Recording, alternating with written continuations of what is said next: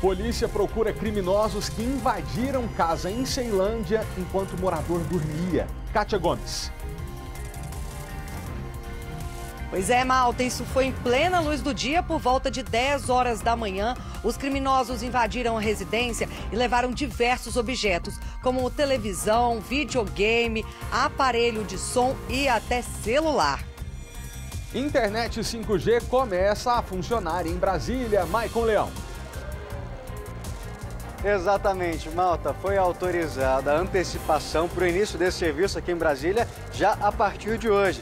Só que esse benefício aí vai provocar algumas mudanças, principalmente para você que, por exemplo, assiste o SBT pela parabólica. Vai ser preciso trocar esse equipamento. A gente vai falar um pouquinho sobre um projeto da Associação Brasileira de Emissoras de Rádio e Televisão e do Senai, que tem capacitado técnicos para a instalação dessa nova parabólica. A gente explica tudo daqui a pouco.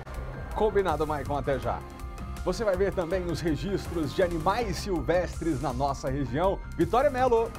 Monitoramento feito em uma propriedade rural de Padre Bernardo, aqui divisa com o DF, mostrou imagens de tamanduá-bandeira, onça-parda, onça-pintada. Os animais estavam passeando tranquilos ali pela região. Daqui a pouquinho a gente mostra detalhes dessas imagens super bacanas, Felipe. Muito obrigado, Rick. Carro atinge parada de ônibus na plataforma superior da rodoviária do Plano Piloto. Uma mulher de 44 anos foi arremessada da plataforma e infelizmente não resistiu.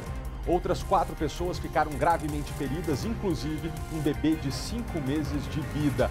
Agora, 11 horas e 40 minutos, nós estamos ao vivo e o nosso jornal já começou.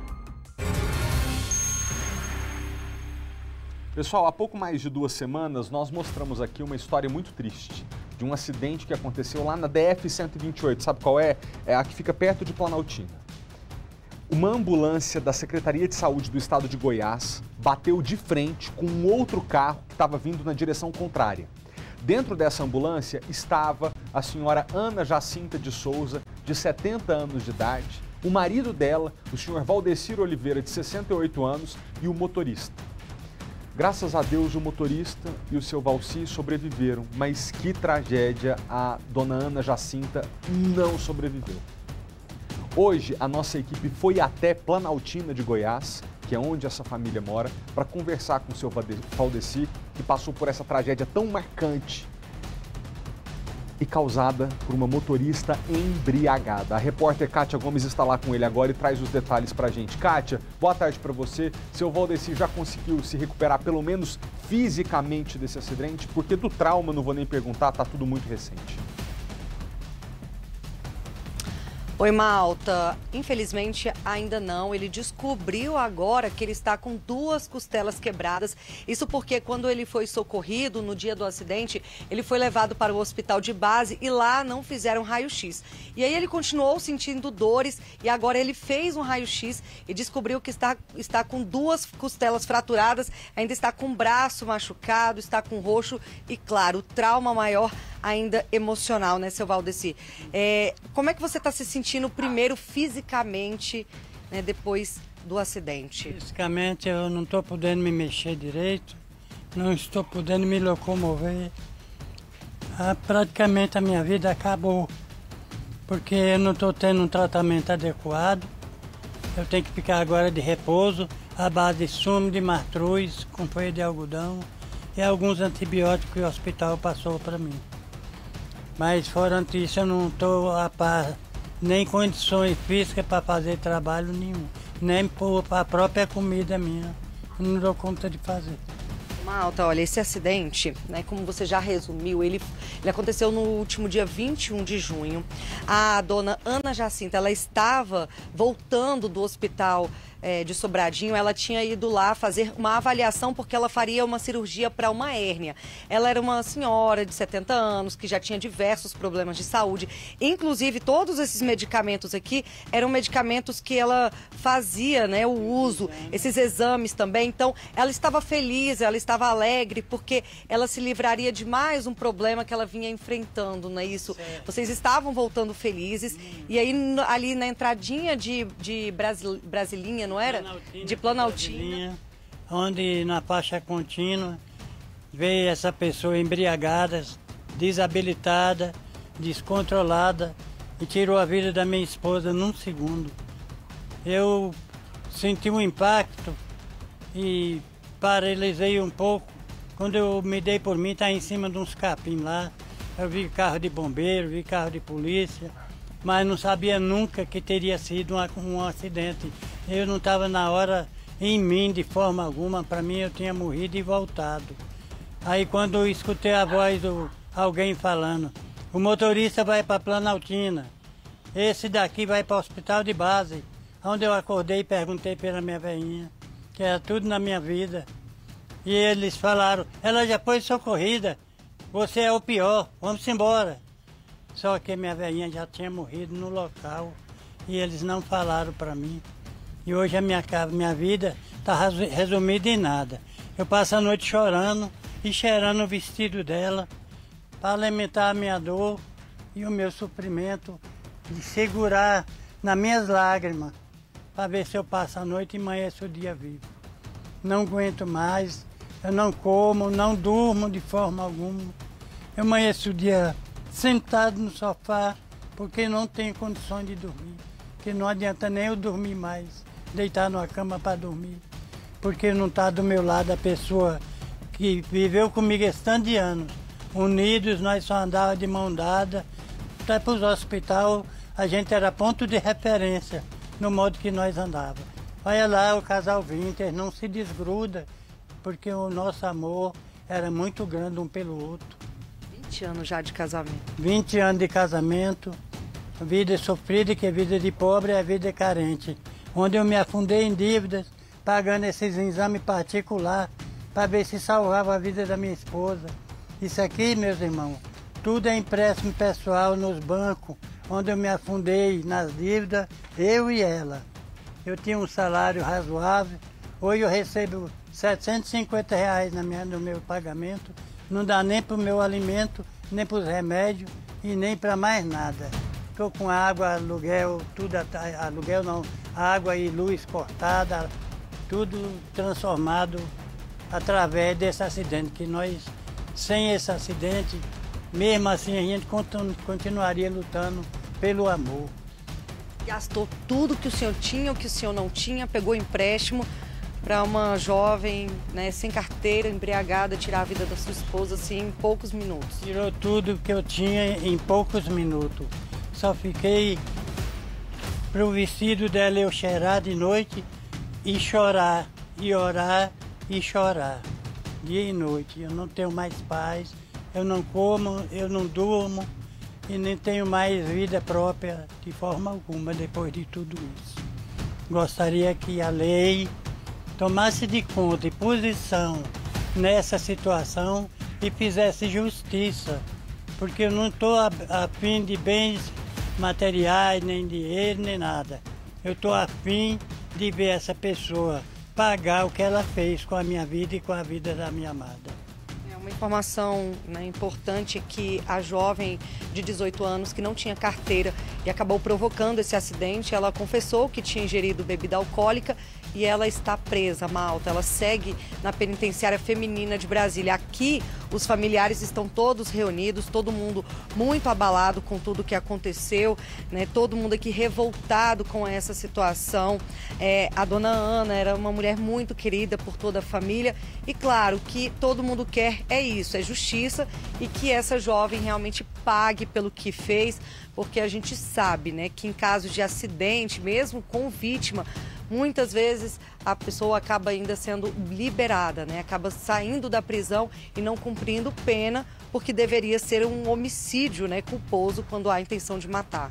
Muito me espanta, inclusive, a gente trazer a informação agora de que essa jovem de 18 anos continua presa, porque não foram poucos os casos que a gente trouxe aqui no jornal, pessoas que provocaram tragédias deste nível, de matar. Teve um casal que foi morto, a mulher foi solta, estava embriagada também, antes mesmo do casal ser velado, enterrado, tantos casos parecidos que a gente precisa até, de certa forma, celebrar que ela está presa, não com um espírito de vingança, porque eu não desejo o mal para essa menina. Mas ela estar presa nesse momento significa que justiça está sendo feita e que a gente tem que arcar com as consequências da nossa falta de responsabilidade, um momento que a gente assume que vai colocar a vida do outro em risco. Para você que está chegando agora na programação do SBT, faz poucas semanas que a gente noticiou esse acidente terrível na rodovia que liga Planaltina do Distrito Federal à Planaltina de Goiás, né, mais conhecida como Brasilinha. E nesse momento a dona Ana Jacinta, que fazia um tratamento de saúde, estava num carro da Secretaria de Saúde do Estado de Goiás, veio um outro carro em que estava essa menina de 18 anos, embriagada, inabilitada, não tinha carteira de motorista, se chocou, dona Ana Jacinta perdeu a vida, o seu Valdeci, que está ali recuperado agora, se machucou demais, agora fisicamente está um pouco melhor, não muito, mas o trauma vocês ouviram. Cátia, eu queria que você relembrasse pra gente o que a dona Ana Jacinta estava tratando. Flávio. Ela estava tratando de quê exatamente? Malta, ela precisava fazer uma cirurgia de hérnia. Eu vou conversar aqui com o senhor Flávio. Com o Flávio.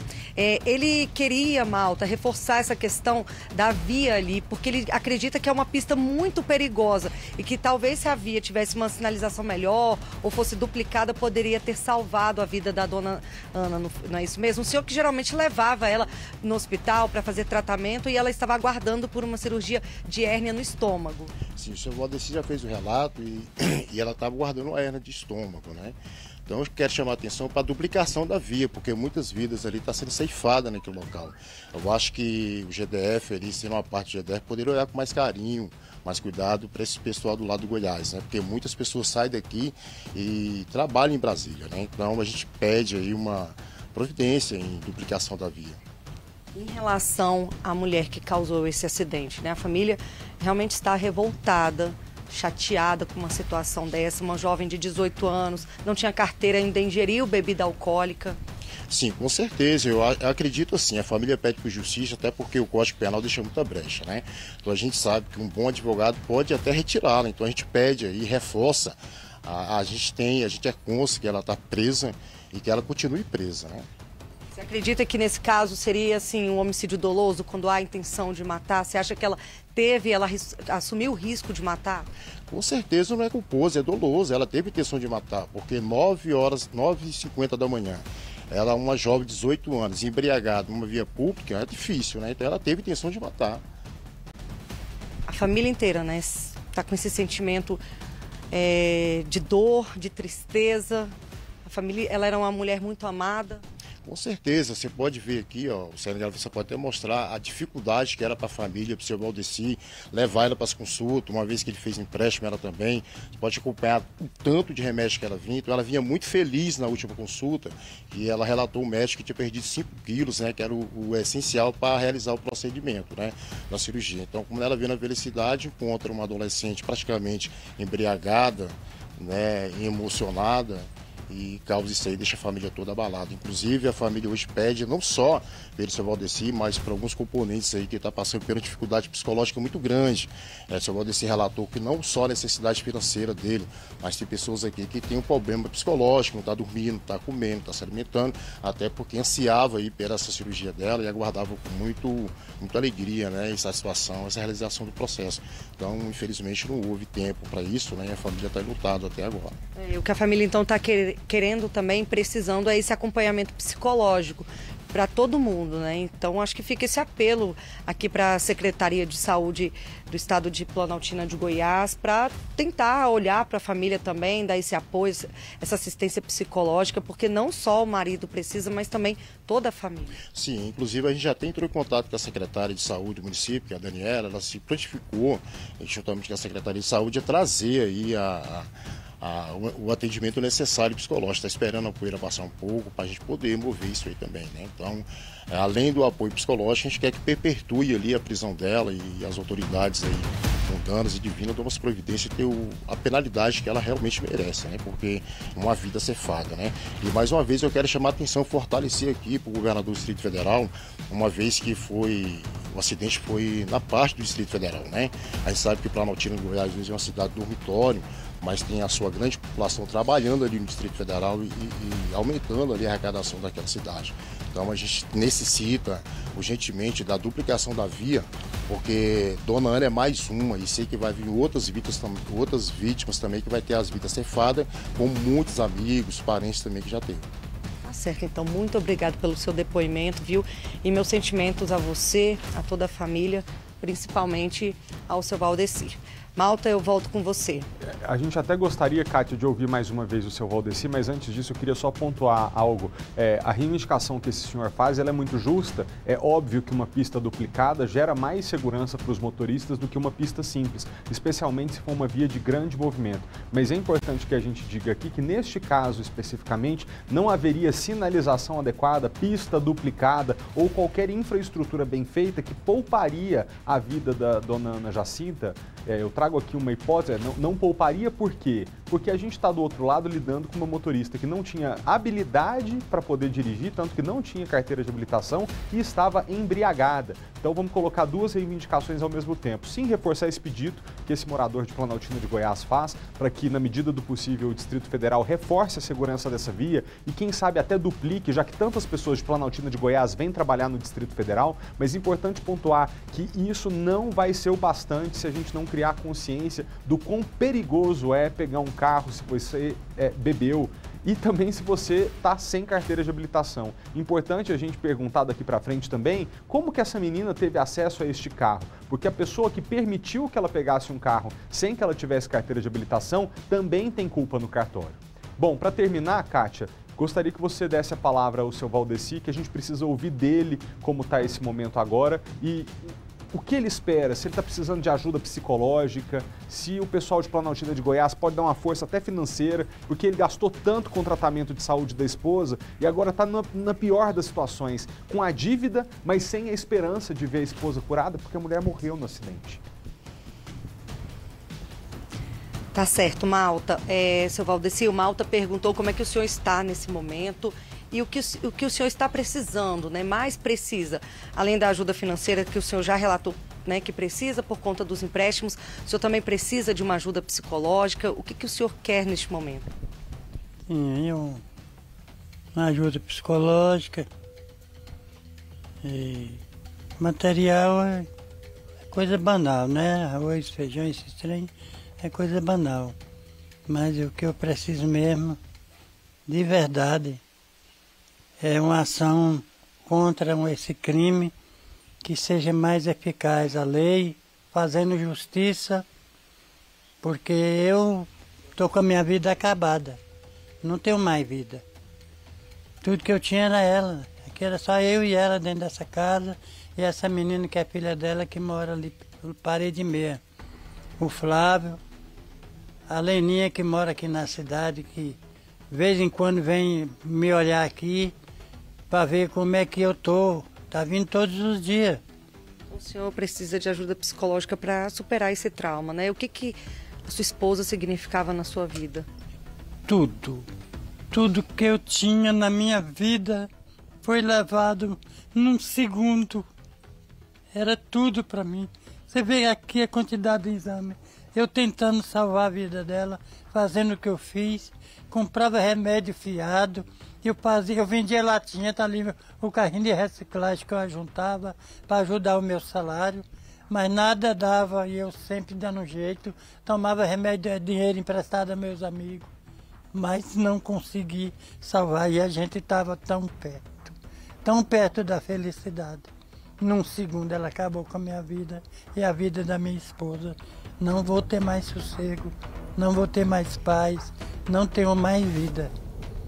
Num momento desse, muitas das vezes a gente chega a falar que era muito melhor ter ido os dois juntos, porque assim eu estaria junto com ela onde é que ela estivesse. Hoje eu estou aqui lamentando, toda hora que eu entro no quarto, todo mundo pode olhar as fotos que tem no quarto, as fotos que tem na sala. Tudo, eu entro no banheiro, estou vendo ela tomando banho, eu entro no quarto, estou vendo ela falando comigo, e eu falo com ela, ô minha velha, eu cheguei, minha velha, eu beijo essa camisa que eu deixo estampada na parede. Ô minha velhinha, eu cheguei, você pode falar comigo a hora que você quiser, mas infelizmente não é a vontade da gente que prevalece numa hora dessa, é a vontade de Deus que faz o que aconteceu. Para mim não tem preço que paga. Ela é tudo para mim, era tudo para mim na minha vida. Ela mudou a minha história. Eu tinha visto quando eu encontrei, eu bebia, eu fumava. Não droga, mas a cachaça. Ela me fez um pedido uma vez só. Você parava de beber por mim, eu digo, eu paro hoje. E parei de beber, parei de fumar, só para agradar minha esposa, para viver com ela em paz, com muito amor. Para todo lado que a gente andava, até no Hospital do Sobradinho. A última vez que nós estivemos no PS, a penúltima, os guardas falavam, toda vez que chamava a gente para a triagem, os guardas falavam, ô, mas esse casal não, é incrível, é grudado um na mão do outro, para lá e para cá. Lá. O senhor vê, né, o senhor superou um vício por ela e hoje o senhor vê o álcool tirando a vida da sua esposa. Verdade, minha filha. Veio uma alcoolizada, irresponsável, sem tamanho, não tem nem dimensão em responsabilidade dela e veio tirar a vida dela por causa do álcool, o qual eu deixei para amar ela eternamente. Né, minha filha? É difícil, né, Malta, ouvir um depoimento desse e nem se emocionar, não se emocionar, é muito complicado. Eu acho que fica aí a reflexão para quem ainda insiste em beber e dirigir. A pessoa não acaba só com a vida dela, porque no caso dessa jovem ela está presa agora, mas também destrói principalmente a vida de uma família que acaba perdendo a pessoa que ama. Pois é. Eu volto com você. Muito obrigado, Kátia. Dê um abraço no seu Valdeci e diga a ele. Se ele acha que era melhor os dois terem ido naquele momento, não foi essa a vontade de Deus. Há razões para que ele esteja vivo. A gente não conhece todas, mas uma delas fica clara agora. Uma das razões para que ele ficou vivo é para que pudesse aqui hoje dar esse depoimento. E quem sabe por meio da voz desse senhor que perdeu a esposa depois de tanta luta pela saúde dela e agora está sozinho, né? Uma pessoa idosa que tinha a dona Ana Jacinta como companheira. Que a gente bote a mão na consciência e saiba o que a gente faz quando a gente está com um volante na mão. Beber e dirigir, jamais. Pegar um carro sem habilitação, jamais. A gente destrói a vida da outra pessoa num segundo. Kátia, muito obrigado pelas informações. 12:00 em ponto. A internet 5G e o 5G puro chegou a Brasília. Com isso, as famílias, talvez você em casa, que assista a TV aberta com antena parabólica, eu vou te dizer para você, você vai perder o sinal, mas não se preocupe. A Associação Brasileira de Rádio e Televisão, a ABERT, e o Senai estão juntos numa parceria para não deixar ninguém impossibilitado de assistir ao conteúdo gratuito e de qualidade que os canais abertos levam ao ar todos os dias. Maicon Leão tem um batalhão de voluntários para ajudar as famílias a trocar a parabólica por outra antena, por outro conversor e continuar assistindo ao nosso jornal, né? Exatamente, Malta, não precisa ficar desesperado, ninguém vai ficar sem assistir ao SBT. Inclusive a gente estava acompanhando aqui agora no Senai a certificação desses alunos, são cerca de 400 nessa parceria entre a ABERT e o Senai, justamente para qualificar essas pessoas, para ensinar como trocar esses equipamentos, como fazer a instalação dessa antena, que inclusive vou pedir para o Magno mostrar para a gente, temos até uma ali atrás, é como se fosse aquelas antenas de TV por assinatura, que vai substituir aquela parabólica maior. O porquê? Essa parabólica maior funcionava na mesma frequência que vai entrar a partir de agora o sinal do 5G. E aí foi necessário essa mudança. Mas quem vai explicar para a gente esses detalhes mais técnicos é o Luiz Abraão, diretor de tecnologia da ABERT, justamente para que não tenha um choque aí de frequência, né, Luiz? Vai ser feita essa alteração para garantir que a pessoa tenha acesso à internet rápida pelo 5G e também a imagem e o som em alta qualidade sem problema nenhum, né? Boa tarde. Boa tarde, Marco. Boa tarde, público. Enfim, você já explicou muito bem, a razão é essa mesmo, quer dizer, a entrada hoje do 5G, que oportuniza aí ganhos fantásticos para toda a sociedade, para a economia brasileira, né?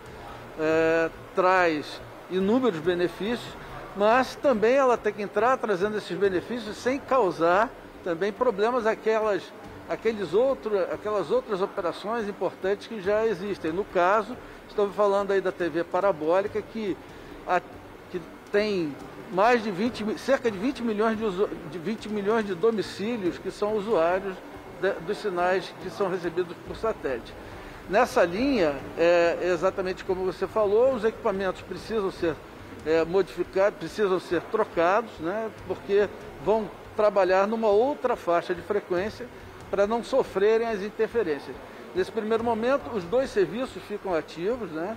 Tanto na antiga parabólica banda C, mas já também está operando a nova parabólica, que tem exatamente essas características que você descreveu, antena menor, mas mais do que isso, né, ela tem qualidade digital, funciona em HD, portanto com melhor som, melhor imagem, né, e portanto um maior benefício para todos os usuários. Ou seja, Abraão, nesse primeiro momento não precisa ficar preocupado, quem tem aquela outra antena não é simplesmente começou a operar o 5G e fiquei sem sinal. Nesse primeiro momento vão funcionar as duas, mas é um período de adaptação para as pessoas já fazerem essa substituição pela nova antena.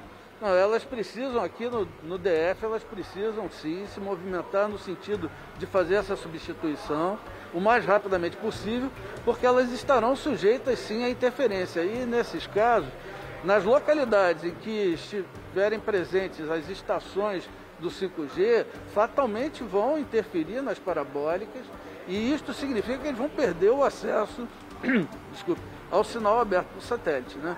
Então, é fundamental isso. E essa é a grande razão de estarmos aqui reunidos, dessa parceria da ABERT com o Senai, essa oportunidade de fazer multiplicadores de informação. A gente está passando informações, né, dando esse treinamento, com muitas informações sobre todo o processo, com o objetivo de que eles possam ser multiplicadores, né, junto às suas famílias, junto às suas comunidades, auxiliando e até eventualmente atuando também na migração, ou seja, na substituição desses equipamentos, né? Assim, a ABERT tem usado e reiteradamente coloca que o nosso grande objetivo é poder contribuir, ajudar nesse processo como um todo, para que a gente tenha ao final a garantia que nenhum brasileiro vai ficar de fora, vai perder o acesso à televisão aberta e gratuita, que traz, né, informação, entretenimento, cultura, né, e de graça hoje, de graça sempre. Abraão, um ponto importante você ter falado agora essa questão do de graça, porque é o seguinte, às vezes as pessoas estão em casa agora assistindo a SBT Brasília, pensam, nossa, mais um gasto para mim, a situação já anda tão apertada, ter que trocar agora a antena, transmissor. Só que é o seguinte, você aí que é beneficiário dos programas do governo federal, vai ter oportunidade de ter uma parabólica dessa gratuita, inclusive com direito à instalação. Tem que fazer o quê? Preencher quais requisitos, Abraão?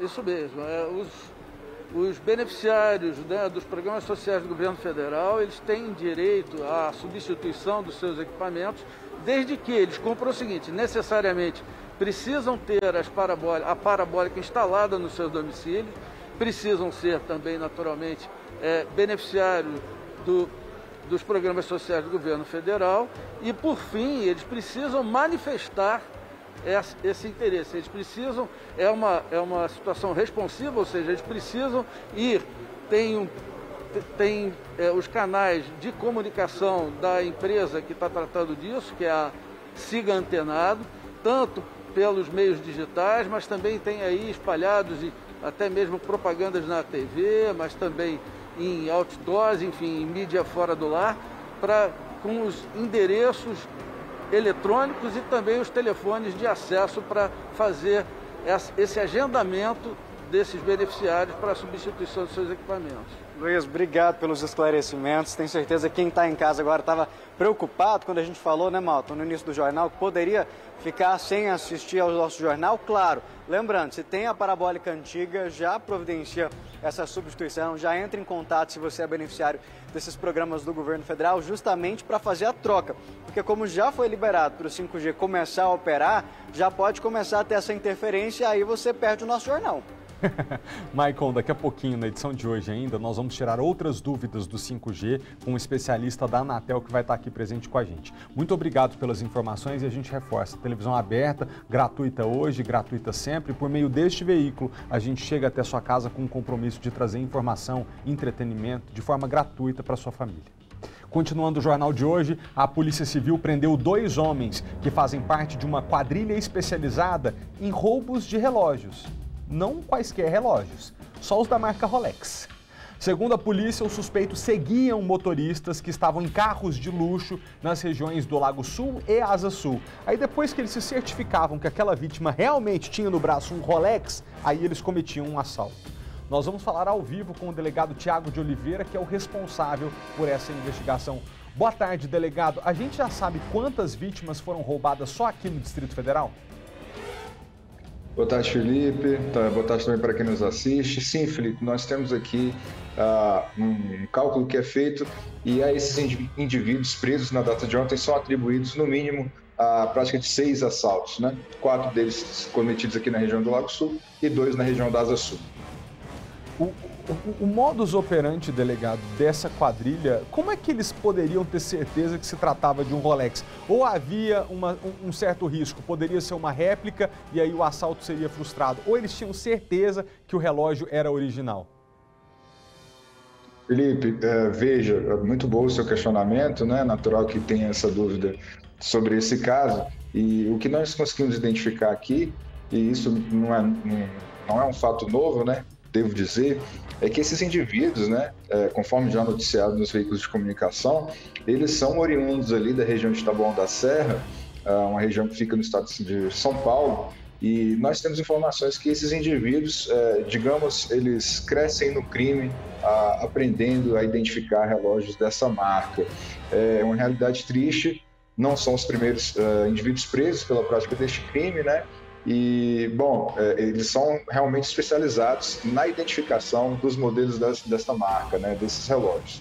Então, para que fique claro, nessas 6 ocorrências e durante o monitoramento que foi feito, né, durante as investigações, não foram identificadas nenhuma tentativa sequer de subtração de relógios diversos daqueles que eram pretendidos. Ô delegado, deixa eu ver se eu entendi correto. Taboão da Serra, município de São Paulo, então esses criminosos aprendiam o que fazer lá e vinham cometer os crimes aqui? Exatamente. O senhor acredita em alguma ligação com facção criminosa ou a gente está tratando de um outro grupo, talvez especializado, mas não ligado às facções maiores?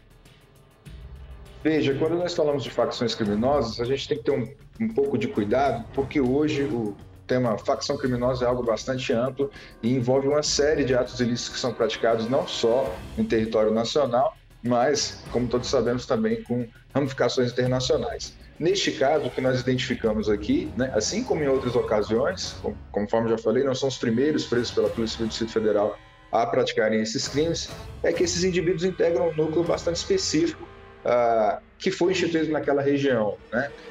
Para você ter ideia, na semana passada, também foram presos indivíduos pela prática desse mesmo crime na região de Porto Alegre, o que vem ao encontro dessa conclusão que eu estou passando agora. A maior parte desses indivíduos, se não todos, que fazem subtrações de relógios de marca, né, especificamente da marca Rolex, aprenderam esse conhecimento ali na região de Taboão da Serra. Mas é prematuro dizer que eles têm envolvimento com facções criminosas. Delegado, muito obrigado pelas informações. Que bom que vocês chegaram até eles, porque a gente vê até uma imagem ali de um circuito de segurança, de uma ação. Que desespero, né? Óbvio que a pessoa ali naquele momento teme pela vida e é realmente desesperador. Óbvio que uma pessoa que tem um relógio como esse ostenta um padrão de vida maior, mas isso não quer dizer que ela pode ser roubada ou pode ser vítima. Todos nós merecemos ter a mesma segurança, ninguém merece ter a vida colocada em risco e que bom que a polícia pôde agir. Muito obrigado ao senhor, até a próxima, bom trabalho. Obrigado, Felipe, boa tarde. Depois de 44 anos, foi registrado um caso de raiva humana aqui no Distrito Federal. Um jovem que tem entre 15 e 19 anos de idade foi infectado e está internado em estado grave. Por causa desse caso, a Secretaria de Saúde decidiu antecipar a campanha de vacinação de cães e gatos. A gente fala agora ao vivo com a repórter Vitória Mello, que traz mais detalhes para a gente. Vicky, boa tarde para você. Como que esse adolescente foi contaminado? Como é que descobriram que ele estava com raiva humana? Felipe, ele foi arranhado por um gato que estava infectado. Boa tarde para você, boa tarde a todos. De acordo com a Secretaria de Saúde, esse jovem que tem entre 15 e 19 anos, como você disse, ele foi arranhado no final de maio. Cerca de 20 dias depois, ele começou a apresentar os primeiros sintomas, ter dor de cabeça, febre, dor nas articulações. Então foi para um hospital aqui do Distrito Federal, onde está hoje internado na UTI em estado grave. A confirmação dessa contaminação pela raiva só foi confirmada, né, essa contaminação na segunda-feira. O resultado mostrou que a infecção pela variante 3, que é originária de um morcego.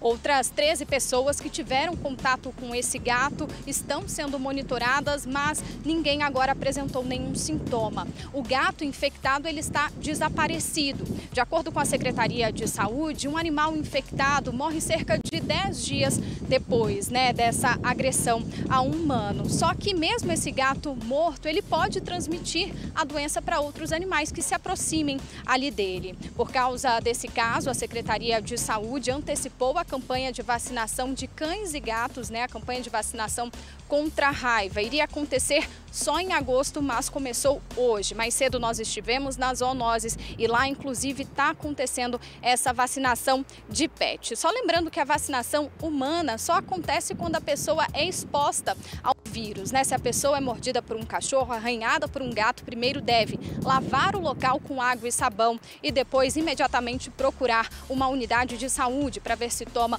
o soro antirrábico, a vacina antirrábica também. Nós conversamos com uma fonte da Secretaria de Saúde, uma fonte da Vigilância Ambiental sobre esse assunto. Vamos ouvir.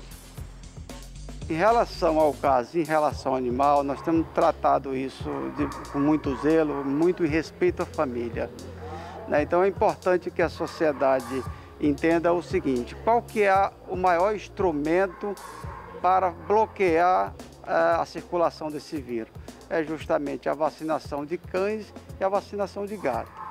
Isso é que é, nesse momento agora, o mais importante é que a população leve seus cães e leve seus gatos para serem vacinados nos postos que nós abrimos. Em casos gerais, quais são os sintomas da raiva humana? Geralmente são esses que o rapaz sentiu? Normalmente os sintomas, tanto em animais quanto em seres humanos, eles apresentam sintomatologia nervosa.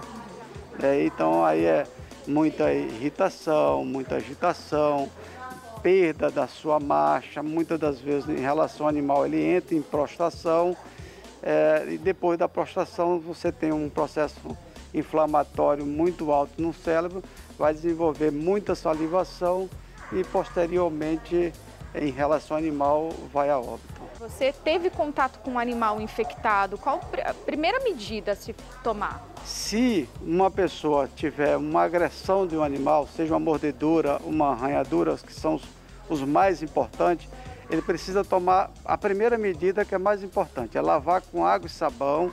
E água e sabão por quê? Porque o vírus ele é composto de lipídio e o próprio sabão já ajuda a destruir o vírus.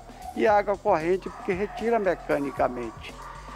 E logo em seguida, ele deve procurar a unidade de saúde para ser avaliado pela vigilância epidemiológica e certamente deve ser vacinado ou vacina e soro ao mesmo tempo. Bom, só lembrando que o animal filhotinho, a partir dos 3 meses, já pode ser vacinado contra a raiva. Então, essa é a medida mais importante, como a gente ouviu aí, para evitar a contaminação por essa doença, por esse vírus, Felipe. Então, é importante, a campanha de vacinação da Secretaria começou hoje. Olha lá no site da Secretaria de Saúde, o ponto, a zoonoses que fica ali próximo ao Hospital da Criança e o Noroeste, fica ali na região do Noroeste, está fazendo esse atendimento. Nós fomos lá mais cedo, então já está tendo esse atendimento, é de graça e é uma proteção para o animal e também para a gente. Pois é, eu não sei se a gente está conseguindo até passar, eu vou reforçar aqui para você de casa, leia o que está escrito na tela da televisão. Caso de raiva humana é registrado no Distrito Federal após 44 anos. Faz mais de 4 décadas que a gente não via um ser humano aqui no DF ter a raiva humana. Isso é muito grave. Na maior parte dos casos, a raiva humana pode levar a pessoa a morrer. Então é importante. Diga, Vicky, pode falar. E o último em animal foi em 2001. Então já faz muito tempo, por isso é tão importante a vacinação. Exato, e para a gente não colocar a vida das pessoas em risco, é até importante a gente fazer um alerta aqui. No caso desse menino que foi contaminado, foi com arranhão de gato, como a Vicky mencionou, mas também poderia ser com um ataque de cachorro. Se você, por qualquer razão, é ferido por um animal que você não conhece, porque uma coisa é você levar uma mordida do seu cachorro dentro de casa. Já vou falar disso, até aí tem que procurar o posto de saúde. Ou um arranhão do gato que você conhece que tem na sua casa. Aí você pode ficar até um pouco despreocupado, mas um animal desconhecido, você tem que procurar ajuda. Agora, ainda que seja conhecido, eu queria reforçar isso. O ataque de um cachorro ou de um gato, Vicky, ele é muito infectante. A saliva do gato e do cachorro tem muita bactéria. Então, às vezes, você olhando pode parecer uma ferida superficial. Não acredite nisso. Se um cachorro te mordeu, se um gato te mordeu ou te feriu, procure mesmo ajuda médica. Você vai ter que tomar algumas vacinas, algumas injeções por algum tempo para se proteger e não deixar esse negócio piorar, porque senão realmente pode colocar a sua vida em risco. Vicky, obrigado, tá? A gente volta a se falar daqui a pouquinho. Oh, meu Deus, essa foi uma tragédia no trânsito também. No início da manhã de hoje, bem aqui na área central de Brasília, um carro desgovernado atingiu uma parada de ônibus na plataforma superior da rodoviária do Plano Piloto. 5 pessoas foram atingidas e uma mulher de 44 anos morreu, claro, não resistiu, depois que foi arremessada de cima da plataforma. Ela estava lá em cima da plataforma e caiu no eixo monumental. As outras 4 vítimas ficaram gravemente feridas. O acidente aconteceu pouco antes das 7 horas da manhã, em pleno horário de pico no centro de Brasília. Esta câmera de segurança registrou o momento. Repare que o carro está na faixa da esquerda, atravessa na frente de todos os outros veículos e só para depois de atingir o ponto. Uma mulher é arremessada na hora e por pouco não atinge um homem que atravessava o eixo monumental a pé. Segundo o Corpo de Bombeiros, ela já teria caído sem vida. 5 pessoas que estavam na parada de ônibus foram atingidas pelo carro desgovernado. As imagens são impressionantes. Uma mulher que estava com um bebê de 5 meses no colo ficou presa entre o veículo e a parada. Ela teve os primeiros socorros prestados por quem passava pelo local. A criança foi socorrida por esta mulher. A criança ficou bem na frente do pneu. Quando eu vi, eu pensei que ela já tivesse morta. Aí chorou. Aí eu catei a criança no colo e saí. 2 homens também foram atingidos e levados para o hospital pelo Corpo de Bombeiros. Uma mulher de 44 anos, com impacto, foi arremessada da plataforma que tem cerca de 9 metros de altura e caiu na pista. A violência foi tanta que o banco em que ela estava sentada também foi arremessado. No carro estava um casal que teve ferimentos leves. Segundo testemunhas, o homem teria sofrido uma convulsão e perdido o controle do veículo. Antes de atingir a parada, por pouco, ele também não atingiu um ônibus. Supostamente ele teria passado mal, vítima de convulsão ou alguma coisa assim. O Corpo de Bombeiros o conduziu também, já num segundo momento, para o hospital, para analisar, para que os médicos analisem essa questão. Todas as vítimas foram levadas para o hospital de base. A criança e a mãe tiveram fraturas em uma das pernas. A 5ª DP vai investigar o caso. Quem conseguiu se salvar não consegue esquecer do momento. A gente ouviu o barulho e quando eu olhei o carro já vinha vindo desgovernado. Tinha uma senhora sentada do meu lado com uma criança. Aí ele já veio, eu saí correndo, até achei que o carro fosse me pegar, mas quando eu vi já foi só uma bagaceira mesmo. Ainda sobre trânsito, dirigir pelas estradas administradas pelo governo é 4 vezes mais perigoso do que dirigir naquelas estradas que são concedidas à iniciativa privada. Foi o que apontou um levantamento feito pela Fundação Dom Cabral com base nas estatísticas da Polícia Rodoviária Federal. Cuidado ao pegar as estradas no Rio Grande do Sul, Paraná e Minas Gerais, os estados com as maiores taxas de acidentes e de maior gravidade. A cada 10 acidentes nas rodovias federais, 8 são nas públicas. E ainda tem a taxa de severidade, que sobe conforme o dano causado e o número de vítimas. Nos últimos 4 anos, a gravidade das colisões foi muito maior nas estradas públicas. A privada tem um pouco mais de segurança do que a do Estado, porque ela tem mais radares, assim, mais controle de velocidade. A pública tem muito mais. Muito mais buracos. A explicação para isso está nos investimentos bem maiores nas privatizadas, o que se traduz em maior segurança. Para se ter uma ideia, 80% das BRs concedidas à iniciativa privada têm pistas duplicadas, com essa divisória no meio entre os 2 sentidos.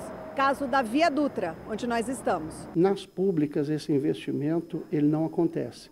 Aí é que acontecem os acidentes mais severos, porque aqueles que mais matam são de colisão frontal. Se você não tem essa divisão, você mata mais. O Ministério da Infraestrutura afirma que desde 2019 construiu e duplicou quase 5 mil quilômetros de rodovias e, através de concessões, capitalizou investimentos de cerca de 50 bilhões de reais.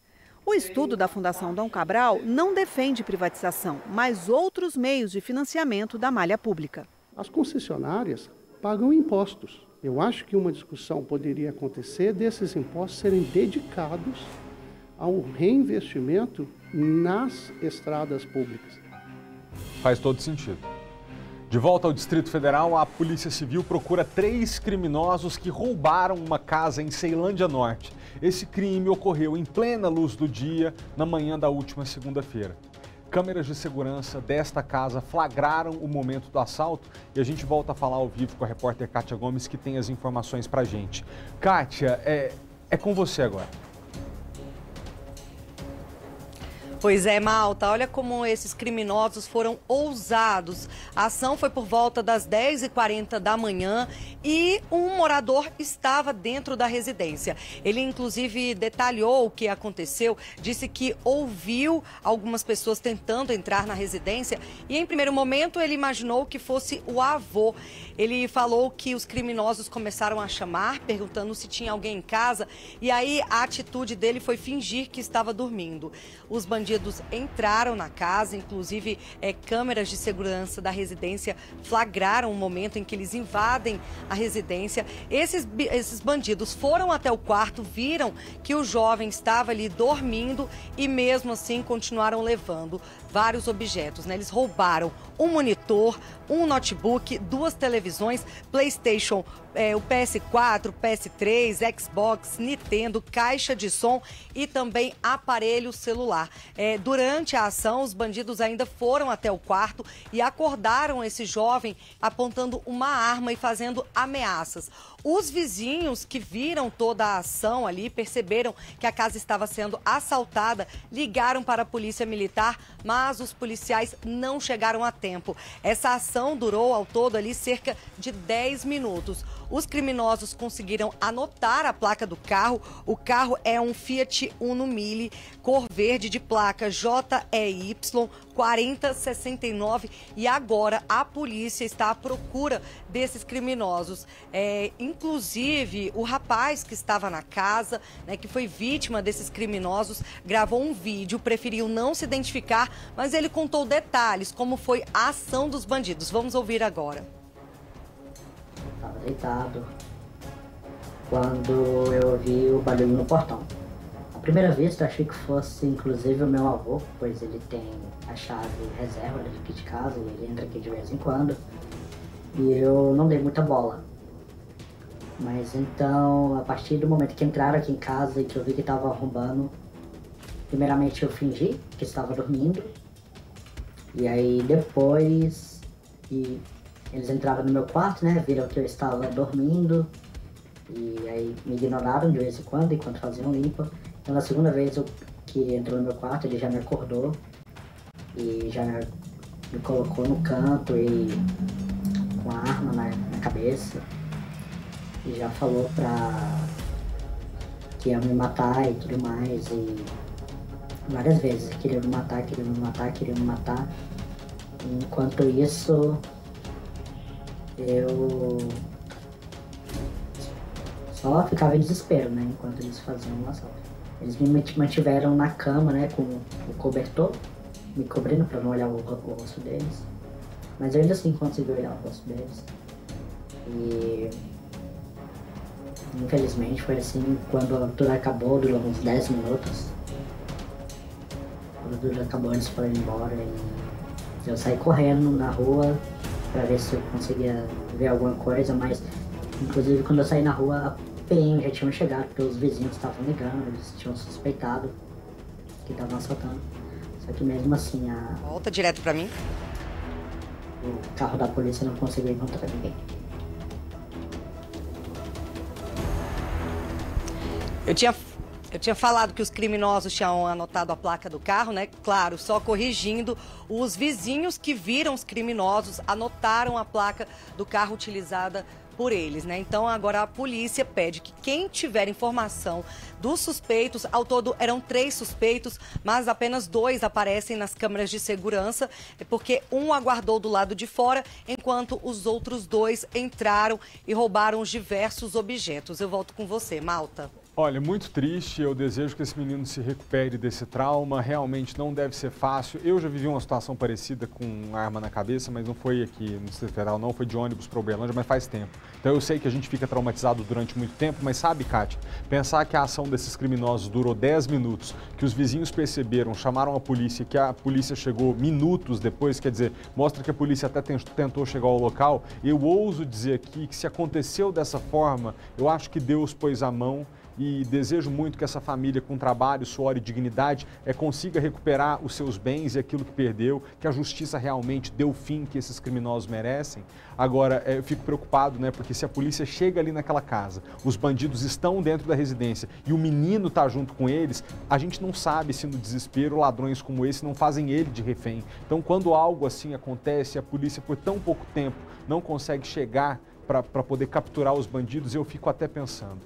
Essa família trabalhadora vai recuperar o que tem, mas graças a Deus está todo mundo vivo e ninguém foi feito refém, nada de pior aconteceu. Óbvio que a gente fica muito revoltado, né, de perder aquele patrimônio que a gente luta tanto para conquistar, para criminosos que fazem o que querem e aí se não dá nada, se der é pouca coisa, mas ainda assim, mesmo em meio a tanto desespero, a vida é o nosso bem maior. Obrigado, Kátia. O homem que agrediu uma mulher no portão em Taguatinga, você lembra dessa imagem, eu tenho certeza, ele foi identificado, a polícia bateu na porta da casa dele e ele prestou depoimento. A vítima descobriu que Ramon de Souza é vizinho da família dela. E agora, óbvio, essa mulher está com medo por causa das ameaças, inclusive contra a vida dela, que esse agressor fez. Ramon Dias de Souza, de 35 anos, prestou depoimento na 17ª Delegacia de Taguatinga na tarde desta terça-feira e preferiu não falar sobre o caso. Eu deveria relatar, já foi relatado para a autoridade policial. Agora é esperar eles averiguarem os fatos e dar seguimento aí na ocorrência. De acordo com o delegado responsável pela investigação, Ramon disse que sabia o endereço porque a vítima mora em frente ao prédio da namorada dele.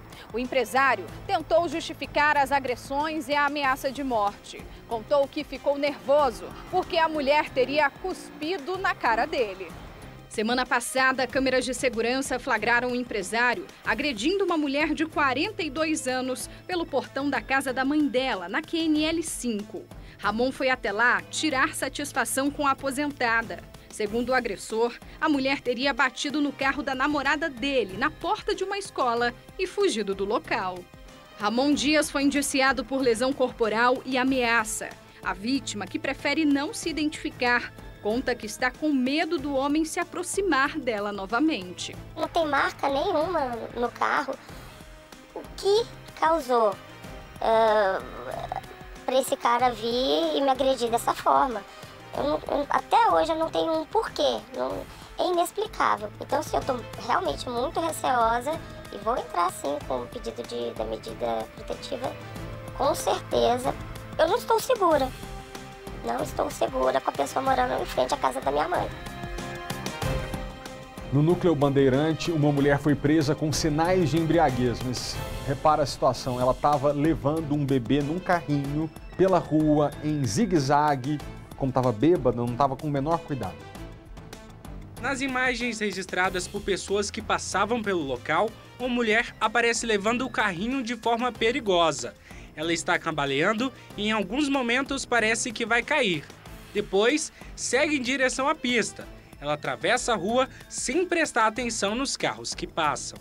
De acordo com a polícia, a mulher estava embriagada e apresentou um comportamento bem agressivo durante a abordagem. Foi uma outra mãe, também com o bebê, que limpou a criança e verificou que ela estava machucada. Foi levado para o Corpo de Bombeiros para atendimento de urgência. Os bombeiros confirmaram, trataram a criança. Isso sempre junto com o conselho tutelar. Levamos a mãe detida para a delegacia, onde ela vai responder por maus tratos. A criança estava bem debilitada e a mãe não tinha condição nenhuma de estar com a criança naquele momento na rua. A mulher informou à polícia que tem mais 4 filhos. A criança agora segue aos cuidados do conselho tutelar. Você viu no começo da edição de hoje que a internet 5G já chegou a Brasília e você que está em casa e que nesse momento está nos assistindo por parabólica vai ter que procurar ajuda para trocar a sua antena e continuar assistindo a TV aberta. Mas sobre a chegada da internet 5G, agora com a gente no estúdio, Vinícius Caran, superintendente de outorgas, desculpa Vinícius, da Anatel. A gente vai tirar algumas dúvidas sobre esse 5G. Vinícius, obrigado pela presença. Para começo de conversa, eu quero te perguntar, já dá para eu conectar o meu celular com a 5G? Já está funcionando? Boa tarde, Malta, e todos aí que nos escutam aqui no SBT. Bem, quem tem um aparelho que seja compatível com essa nova faixa que foi liberada no Distrito Federal, a faixa de 3.5 GHz, que permite o 5G standalone com alta velocidade e taxa latência, já estará aparecendo aí no seu dispositivo. Lembrando, tem que ser compatível. Na página da Anatel você pode conferir os 67 modelos que estão no mercado e estão aptos a receber essa nova tecnologia nesta frequência. Um dado, Vinícius, gostaria de confirmá-lo com você, de que 80% do território do Distrito Federal está coberto pelo sinal do 5G. Isso se deve à localidade das estações? Como é que a gente entende onde tem 5G, onde não tem ainda? Muito boa pergunta. No site da Anatel nós temos lá a base das estações licenciadas. Eu acho que é importante não criar muita expectativa, alinhar as expectativas. Pois bem, em Brasília nós temos hoje em torno de 3.400 estações rádio base, tipo essas torres que você está mostrando. Foram ativadas hoje, das 3 prestadoras, 350 estações rádio base. Então vamos ter uma cobertura agora preliminar. A gente estima aí que possamos ter uma cobertura maior, como você comentou, na região do Plano Piloto e Brasília e pulverizada em todas as cidades satélites. Com relação às outras gerações da internet, o 4G, por exemplo, ela continua funcionando igual funcionava antes ou você acha que até a 4G pode ter uma melhora de qualidade? Bom, é importante deixar claro, principalmente deixar todo o consumidor que nos assiste tranquilo, que quem tem aparelho das tecnologias legadas, 2G, 3G, 4G, continuarão funcionando normalmente. Aqueles que têm um dispositivo apto a pegar o 5G, começarão a pegar. Está até em fase de implementação a evolução do 4G com portadoras agregadas até com 5G. Então talvez seja possível ter uma experiência otimizada de toda a planta para todo o consumidor, em especial, obviamente, para quem tem esses dispositivos já aptos. Obviamente que a gente, quando pensa em 5G, pensa, nossa, a internet do meu celular vai funcionar de forma mais rápida, vou conseguir baixar meus arquivos com mais velocidade, fazer uma chamada de vídeo com mais qualidade, mas eu gostaria que você destacasse aqui que a 5ª geração de internet também chega trazendo benefícios para vários outros setores, muito além desse uso pessoal do smartphone. Exatamente isso, Malta. O 5G ali tem portadoras maiores que permitem taxa de conexões 100 vezes maiores. Então, para o usuário que tem seu celular, vai conseguir throughputs superiores a 1 gigabit por segundo, ainda que a média seja um pouco menor, 400, mas você vai conseguir baixar um vídeo em menos de 30 segundos, fazer upload de fotos, upload de vídeo com a maior facilidade e maior conforto ao consumidor. Mas como você bem pontuou, o 5G traz benefícios não só para o consumidor direto, mas para todos os setores econômicos desse país. Então pode ser aplicado na indústria 4.0, na área da educação, vamos ter em breve o uso de óculos para realidade aumentada, realidade virtual, beneficiando também a parte de automóveis autônomos, entrega de diversos produtos por drones e tantos outros benefícios. A gente espera um crescimento do PIB superior a 1% ao ano com o acréscimo do 5G. A gente espera uma melhoria no agronegócio, algo que pode chegar a mais de 100 bilhões, a gente melhorando o valor bruto da produção, causando eficiência. Então tudo é uma série de vantagens, uma revolução, transformação digital que hoje se inicia com 5G standalone no Brasil. Estamos todos com excelentes expectativas, porque se a gente já testemunhou até agora o que a internet já foi capaz de nos possibilitar, imagina essa próxima geração da internet que chega tão mais potente, tão mais veloz. Então eu tenho certeza que todo mundo vai ser beneficiado. Eu te agradeço pela presença aqui no SBT. Até a próxima, bom trabalho. Imagino que daqui para frente você vai ter mais trabalho ainda. Não, e você bem pontuou, nós estamos acompanhando agora as próximas capitais que assim entrarão, né? Temos aí Porto Alegre, João Pessoa, Belo Horizonte, São Paulo, e também deixar, como você comentou até na introdução, aqueles domicílios que vão trocar a sua antena parabólica da banda C para a banda KU. que todos aí possam se cadastrar e receber esse kit também, que é um projeto complementar. É importante até a gente destacar que se você faz parte de algum programa de benefícios do governo federal, você pode inclusive ter esse equipamento de forma gratuita. Então, não deixe também de trocar seu equipamento para você continuar sintonizando o sinal da TV aberta. Obrigado, Vinícius. Até a próxima. Obrigado pela oportunidade. Obrigado a todos que nos ouvem. Valeu. Agora eu vou lá para o canto do estúdio. Agora a gente volta a falar com a Vitória Mello ao vivo, porque ela tem registros impressionantes e muito legais da gente ver de animais aqui do Cerrado. O projeto Orelha de Onça, que funciona numa propriedade rural em Padre Bernardo, Goiás, cidade do entorno, faz um trabalho muito legal de monitoramento desses bichos e o mais importante, no habitat natural deles. É cada imagem linda, onça pintada, onça parda, lobo-guará. Conta pra gente, Vicky, como é que esse pessoal trabalha, esses registros foram feitos. Eu fico tão feliz de ver que aqui perto da gente tem área de natureza preservada, onde esses animais podem viver livremente. A gente fica com a sensação, bom, que nem tudo tá perdido, a gente tá fazendo a nossa parte. É isso, Felipe. É que o projeto instala câmeras de monitoramento em propriedades rurais parceiras. Nessa de Padre Bernardo, como você disse, aqui divisa, né, com o DF, cidade do Goiás, né, de Goiás, desculpa, tem 10 câmeras de monitoramento. Em cerca de 2 meses, essas câmeras flagraram mais de 10 espécies. O Pedro Martins, que é coordenador do projeto, está aqui ao meu lado e vai falar sobre a importância desses registros, né, que isso mostra uma diversidade enorme e que o local está sendo preservado, né, Pedro? Boa tarde, obrigada pela participação. Boa tarde, Vitória. Primeiramente agradecer mais essa oportunidade, né, o espaço aí para a gente falar um pouco do monitoramento. A grande qualidade, né, do que a gente consegue produzir nessas parcerias é justamente a divulgação, a investigação da biodiversidade que muitas vezes está escondida, né? Muitas vezes os próprios moradores, proprietários não têm conhecimento da biodiversidade que existe ali ao redor, né, de onde eles moram. Então, os nossos registros, eles ajudam não somente a quem visita, ao ecoturista, quem faz as visitações a essas regiões, mas a própria comunidade, né, os próprios moradores, a trazer essa conscientização. Da última vez que nós tivemos a oportunidade de falar um pouco do monitoramento, a gente comentou da importância da ocorrência da onça pintada, que a gente conseguiu registrar, né, um registro inédito em Padre Bernardo, e principalmente por ela agir como um grande bioindicador, né, que é justamente mostrar que a presença dela é um sinal de que vários outros componentes naturais ali estão em equilíbrio, né, estão funcionando.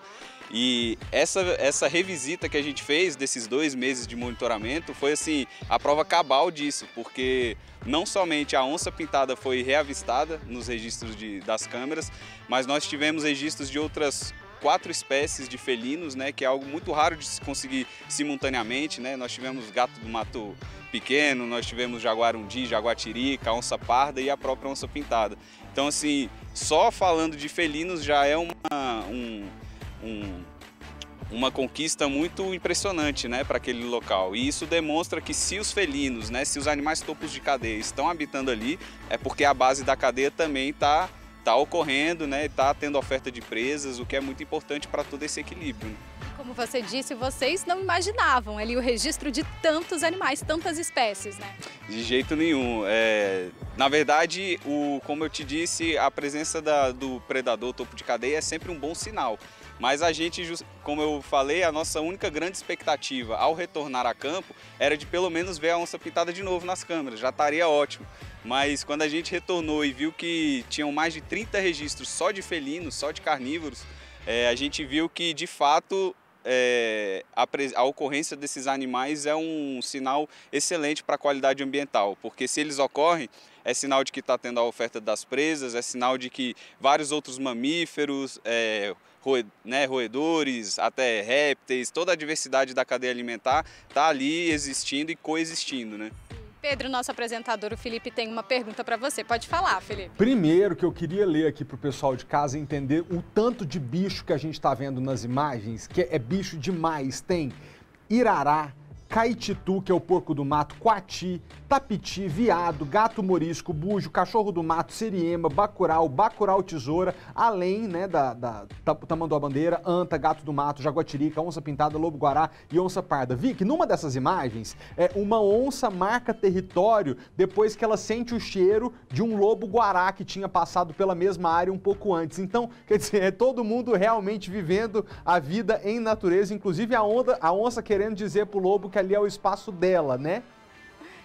Sim, então, Pedro, o Felipe está falando que até a onça, né, marca ali o território quando passa o lobo-guará. Isso quer dizer que ela está mostrando ali para o lobo que ali é o espaço dela, né? Exatamente, ali é a forma deles se comunicarem de quem que está mandando de fato naquele território, né? Isso acontece entre animais da mesma espécie ou entre indivíduos de espécies diferentes, como foi o caso do lobo-guará, né? Aí vem a onça parda, faz a sua demarcação por cima, outros animais vêm conferir, cheira, vê que ali pode ser um território mais perigoso, mais hostil e já se afasta.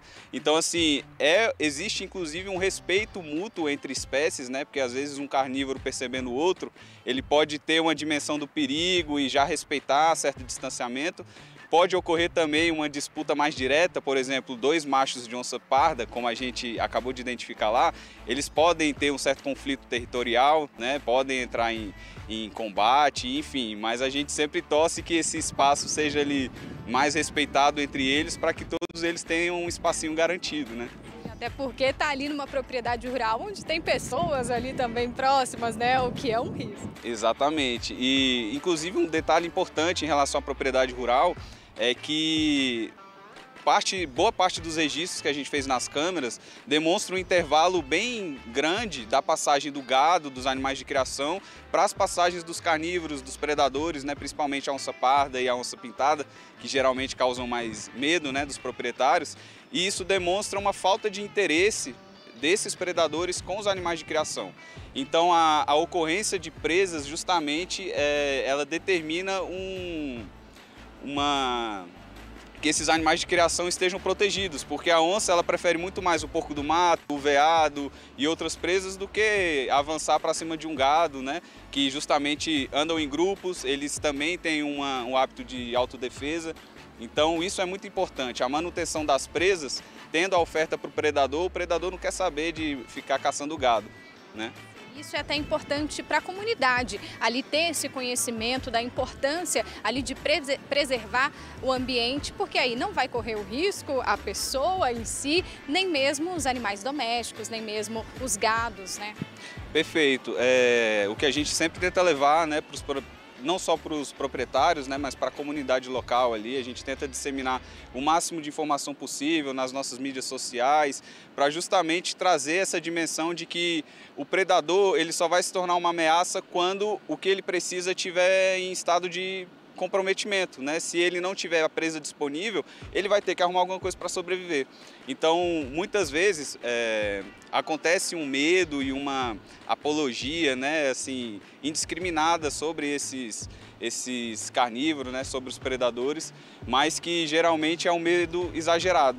Então, existe a possibilidade de ocorrer conflitos? Existe. Podem ocorrer predações? Sim, existe a parte do instinto animal, né, da sobrevivência, mas quando o ambiente está equilibrado e preservado, essa probabilidade ela cai muito. Ela pode ser controlada por medidas de manejo, né, de controle ambiental. Um proprietário bem orientado, ele sabe que não vai precisar caçar uma onça, por exemplo, porque ele pode conter esses conflitos com algumas medidas.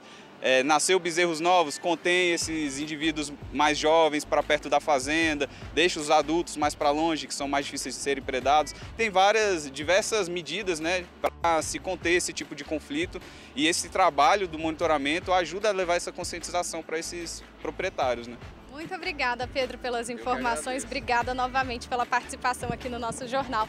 Felipe, é isso, né? Olha só como é importante manter o meio ambiente em equilíbrio, né? O ser humano não corre risco e nenhum animal fica sem comida, sem presa. Eu volto com você. Zé, queria falar para o pessoal de Padre Bernardo que está nos acompanhando. Alô, Padre Bernardo, sabe quando é que uma onça é perigosa? quando ela não tem presa para atacar e matar a sua fome. Aí realmente ela pode ir atrás de um bicho de estimação, pode ir atrás da criação do gado, pode ir atrás do cavalo. Agora aqui a gente está vendo imagens de um ecossistema preservado, isso nos enche de orgulho. Por isso eu queria agradecer ao Pedro Martins, que está com a gente ao vivo mais uma vez, cientista ambiental, e a todo o pessoal do projeto que disponibiliza esses registros, que realmente são um lampejo de esperança no mundo que a gente fica tão preocupado com a preservação da natureza, e com razão devemos... Gente, essa imagem é maravilhosa. Podia até voltar aqui de novo. Olha o lobo, gente, ele vai ali e urina para marcar território. Repara que a onça vem da sequência, vai sentindo, você fala, opa, gente, será que eu aviso para esse lobo que essa casa aqui é minha? Maravilhoso, a gente fica muito feliz de ver esses registros. Obrigado, Vicky, agradeço ao Pedro mais uma vez.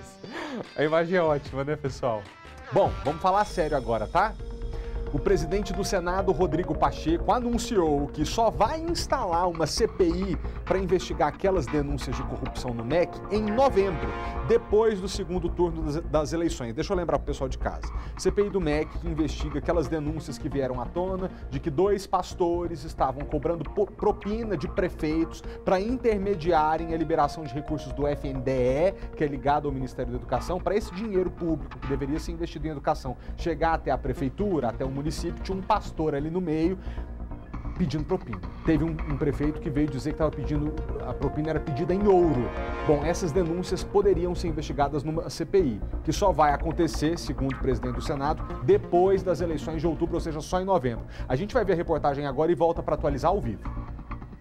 O anúncio veio depois de uma reunião de líderes partidários. O presidente do Senado disse que nesta quarta-feira começará a leitura dos requerimentos de criação não só da CPI do MEC, como também de outras 4 comissões que estão na fila. Entre elas, a que pede a investigação de obras inacabadas do Ministério da Educação em governos anteriores. Mas a indicação dos membros e a instalação das comissões só devem ocorrer depois das eleições. Que esse período eleitoral evite contaminar um processo de investigação da CPI, que naturalmente, necessariamente, precisa ser uma investigação minimamente isenta. Segundo Pacheco, a proximidade do recesso parlamentar e posteriormente das eleições vão prejudicar a participação dos senadores nas CPIs. A decisão agrada a base do governo, que quer evitar o desgaste pré-eleitoral. O líder da oposição no Senado, Randolph Rodrigues, disse que irá recorrer ao STF para que a CPI sobre as suspeitas de irregularidades em repasses no Ministério da Educação seja instalada em agosto. Nós alcançamos 31 assinaturas, 4 a mais do que o mínimo necessário para que a CPI seja instalada.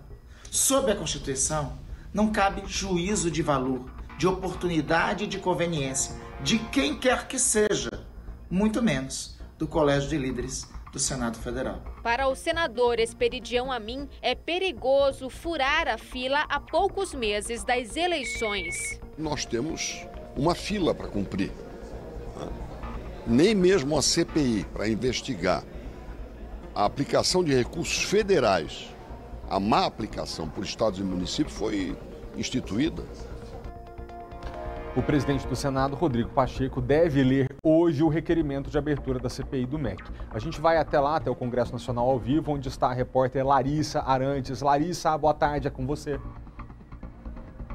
Ei, Malta, boa tarde para você e para todo mundo que está nos acompanhando. É isso, expectativa para saber se de fato, então, o presidente do Senado fará a leitura do requerimento de abertura da CPI do MEC na sessão de hoje ou na de amanhã. A gente lembra que a sessão do plenário está marcada para as 4 horas da tarde, mas ainda não há uma definição se de fato mesmo essa leitura será feita nesta quarta-feira. A gente lembra, né, que o próprio Rodrigo Pacheco anunciou, então, que iria oficializar a abertura da CPI do MEC, mas esse procedimento, né, no plenário é necessário justamente para que a CPI possa ser formada, para que os líderes possam indicar, então, os integrantes, mas como a gente viu na reportagem da Suane Guerreiro, de fato, a Comissão Parlamentar de Inquérito só vai funcionar depois das eleições. Então, hoje o dia é de expectativa até ali 4 horas da tarde, porque se essa leitura ocorrer,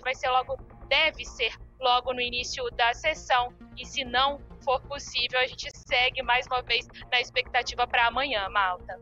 Deixa eu só tirar uma dúvida, Lari. Se o presidente do Senado ler o requerimento de abertura, a CPI está aberta ou uma coisa não depende da outra?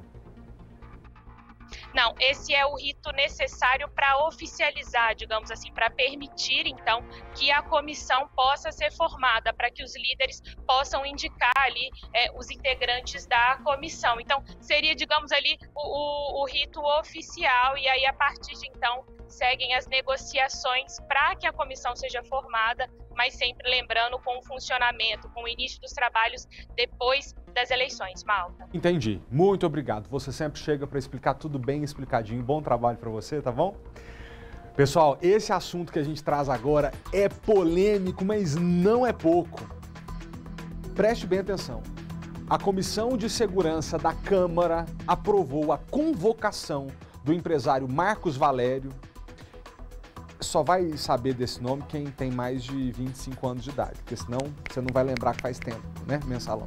Mas ele é o ex-operador do Mensalão do Partido dos Trabalhadores. E ele foi convocado para prestar esclarecimento sobre as delações feitas à Polícia Federal.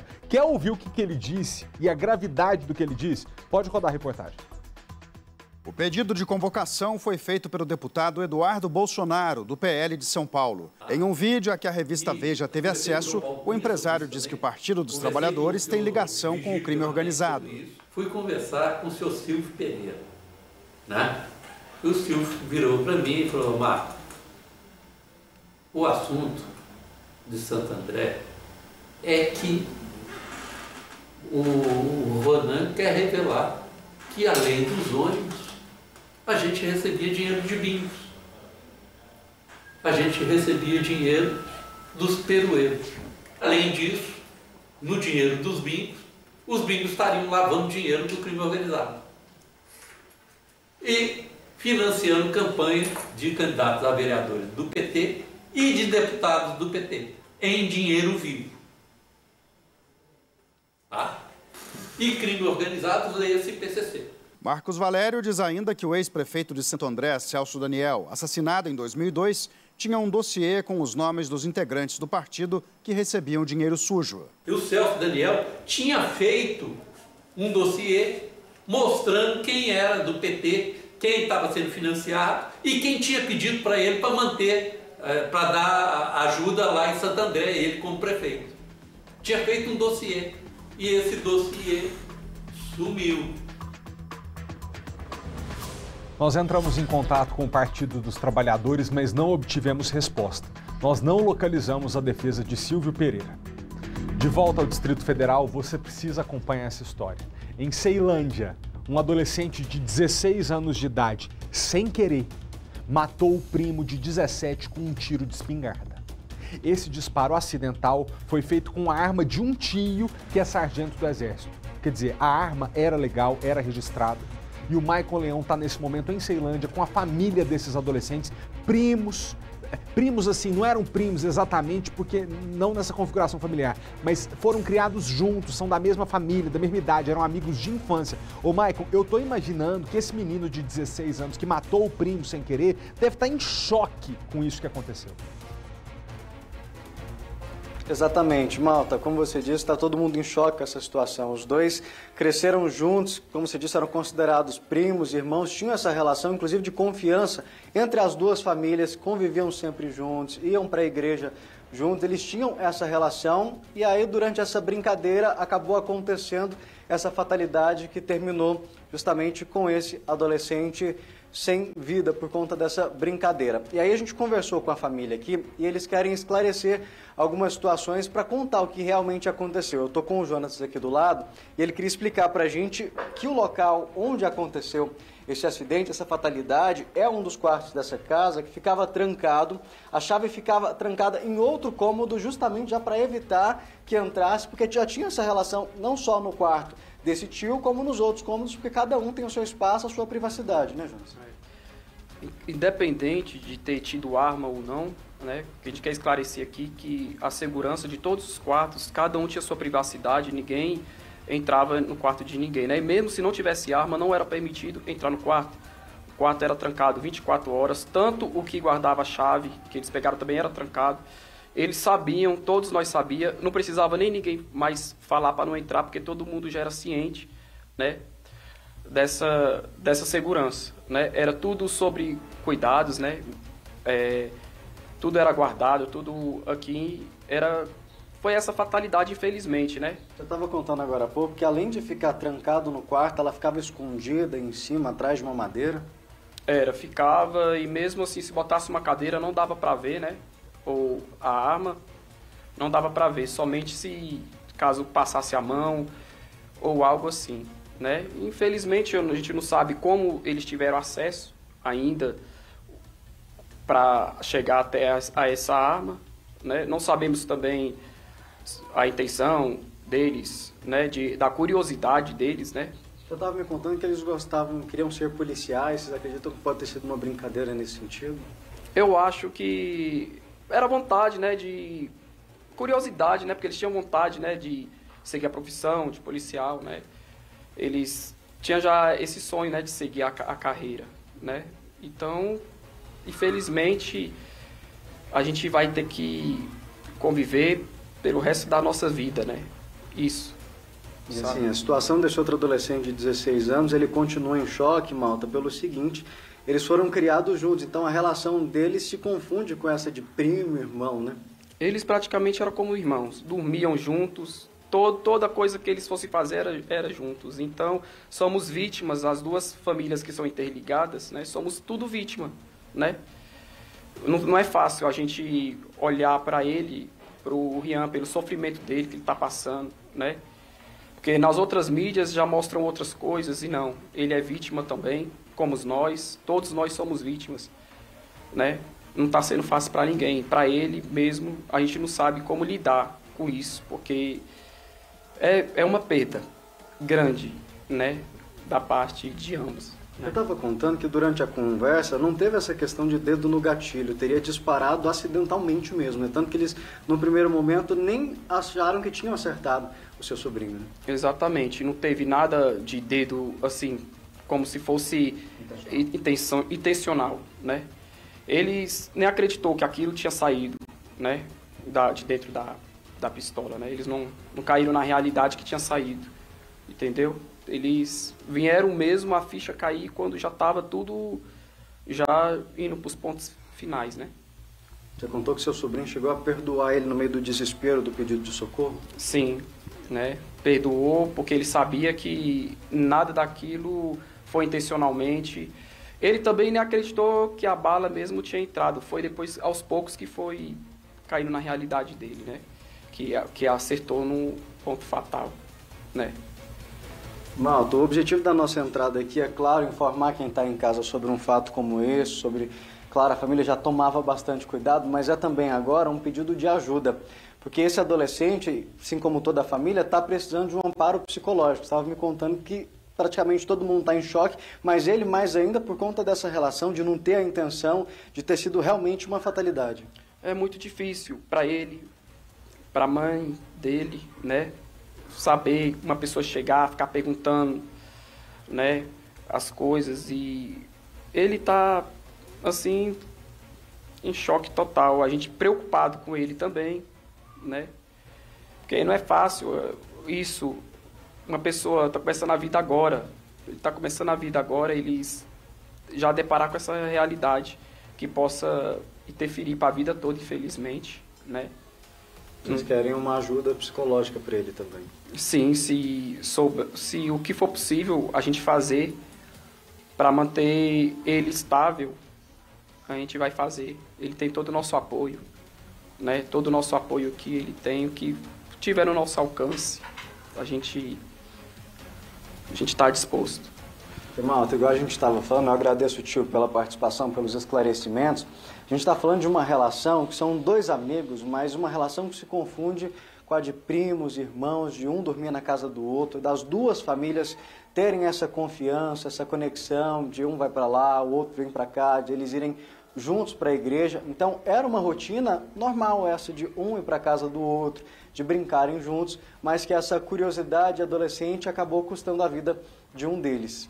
Pois é, não, só pra gente esclarecer aqui, Michael, não são primos exatamente, porque o primo é aquele, é meu filho com o filho do meu irmão, mas eles têm relação consanguínea porque as famílias, a mulher da família de um deles se casou com um rapaz da família de cá, então eles realmente eram família, foram criados juntos. Eu gostaria que a gente reforçasse aqui, Michael, porque quando há uma arma de fogo dentro de casa, e nesse caso uma arma legal, registrada, que era do sargento do exército dessa família, eu queria entender, a família ainda não sabe como foi que esses meninos tiveram acesso à arma, é isso que eles ainda estão tentando entender, porque pelo que o tio conta, estava tudo muito guardado, é isso?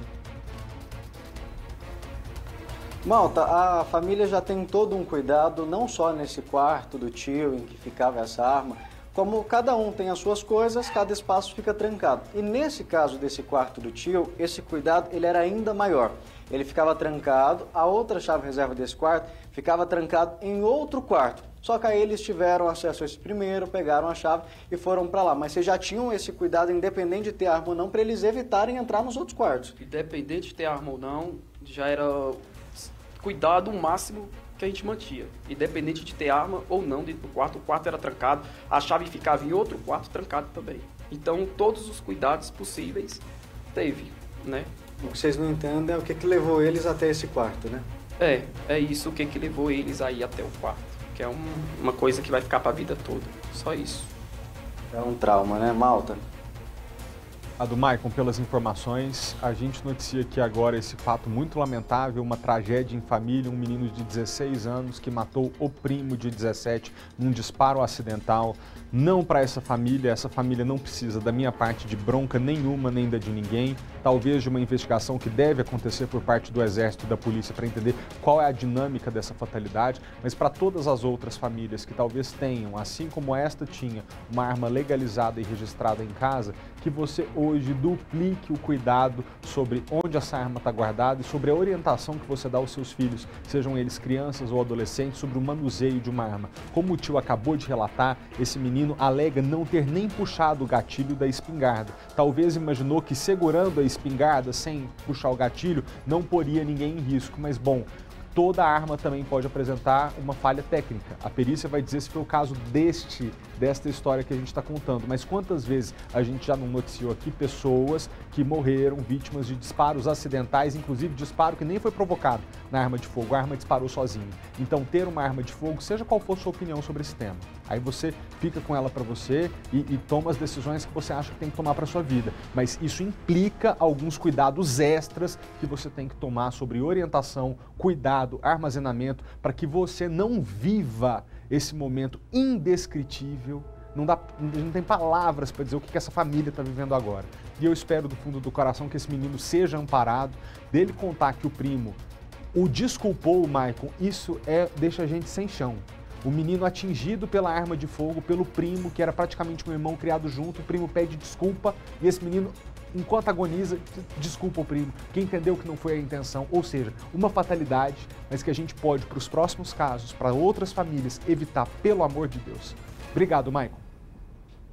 Vocês ficaram sabendo que no dia da independência dos Estados Unidos, que os norte-americanos costumam fazer uma grande festa, teve um terrorista, né, que abriu fogo contra a multidão que assistia a um desfile. Você não há de ver que esse homem vestiu de mulher para fugir depois e tentar driblar a polícia? Vamos ver.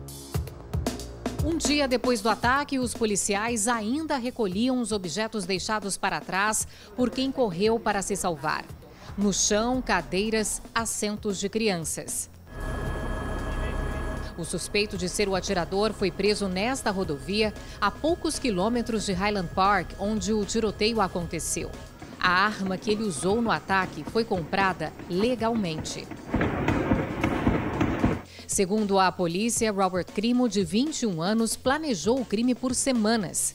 Na segunda-feira, foi para a rua com roupas femininas para tentar se disfarçar e conseguir fugir sem ser reconhecido. Ele é filho de um ex-candidato a prefeito da cidade e um aspirante a rapper. As músicas compostas por ele falavam sobre violência e foram retiradas da internet horas depois do tiroteio. Um dos mortos identificados é o mexicano Nicolás Toledo, de 76 anos. Ele viajou para os Estados Unidos para visitar a família e foi baleado enquanto acompanhava o desfile sentado em uma cadeira de rodas. O presidente americano Joe Biden ordenou que as bandeiras dos prédios públicos de todo o país sejam colocadas a meio mastro em homenagem às vítimas do tiroteio. O apelo de grande parte da sociedade fez o Congresso dos Estados Unidos aprovar há 10 dias uma mudança nas regras de acesso às armas. Mas o que muitos defendem é algo mais amplo e que parece ainda longe de virar realidade. A proibição da venda de armamentos de forma livre, especialmente os de uso militar.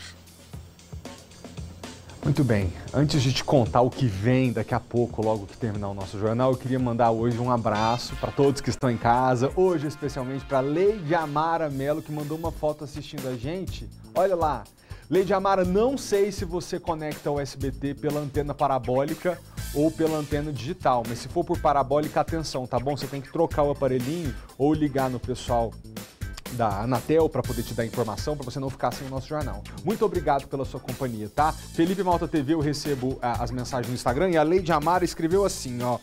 Oi, Felipe Malta, passando para te desejar parabéns, que esses 10... Ah, isso aqui foi na comemoração de 10 anos meus aqui no SBT, que esses 10 anos se repitam mais na sua vida. Ô, Leide Amara, tem muito tempo que você manda mensagem. Desculpa, a gente só viu agora, mas graças a Deus são muitas mensagens, tá? E por fim, tô ligado em você, Felipe. Meu nome é Leide Amara Mello, sou daqui da ADE Conjunto 17, Águas Claras, Distrito Federal. Muito obrigado a todo mundo de Águas Claras e da região que está sempre ligado aqui no nosso jornal. Pelo Instagram, @FelipeMaltaTV, eu recebo as suas fotos para que você apareça aqui na TV mais feliz do Brasil, mas também as suas críticas, seus elogios, suas sugestões. A gente quer fazer o jornal do lado de cá, te ouvindo do lado daí, saber o que você quer assistir na hora do almoço, para a gente ser uma boa companhia para você. Aliás, não só eu, o time do esporte também. Aliás, a Daniela tá aqui já se preparando. Dani, parece que o jogo do Corinthians, como foi isso?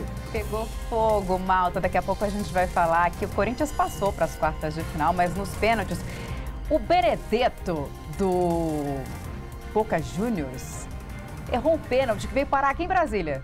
Meu Deus do céu. Olha só, você vai ver tudo isso agora, tá bom? SBT Esportes Brasília na tela do SBT. Obrigado pela sua companhia. A gente volta a se ver amanhã, 15 para meio-dia, combinado? Tchau.